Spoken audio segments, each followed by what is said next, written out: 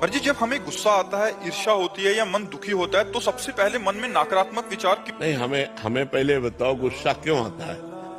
गुस्सा तब आता है जब हम ये कामना करते हैं कि ये ऐसे चले और वो नहीं चलता, कोई भी हो, तो गुस्सा आ जाता है।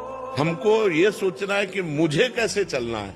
जब मेरा बेटा गलत चल रहा हो तब मुझे कैसे चलना है। मेरी पत्नी जब प्रतिकूल चल रही तो मुझे कैसे चलना है।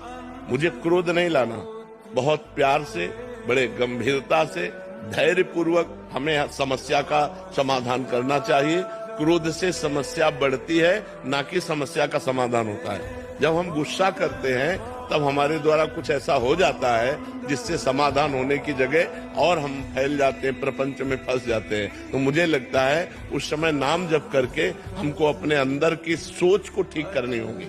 अगर हम अंदर की सोच को ठीक नहीं कर पाए तो जेल जितनी भरी है वो सब इसी में भरी है, काम में या क्रोध में या व्यभिचार में फंसा या हिंसा में फंसा, चोरी में फंसा, इसी में जेल भरी हुई। तो हमें लगता है हम उस समय अपनी सोच को कंट्रोल कर सके, उसके लिए भगवान का भजन है।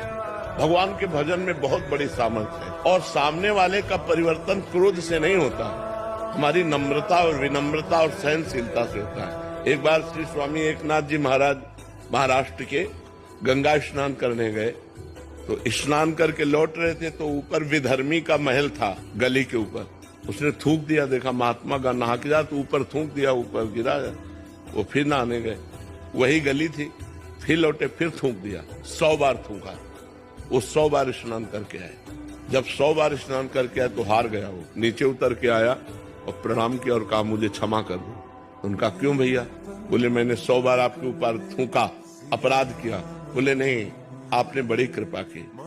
एक दिन में 1 बार गंगा स्नान करता था, आपकी कृपा से 100 बार गंगा स्नान हुआ। ये तो आपकी कृपा। वो चरणों में लौट गया और कहा आज के बाद कभी किसी महात्मा के साथ गलती नहीं करेंगे। विनम्रता और धैर्य ने उसको बदल दिया। अगर उसी समय गाली देते तो शायद और थूकता और गुस्सा करता या और विपरीत चला जाता, लेकिन वो कुछ नहीं बोले तो उसका सुधार हो गया।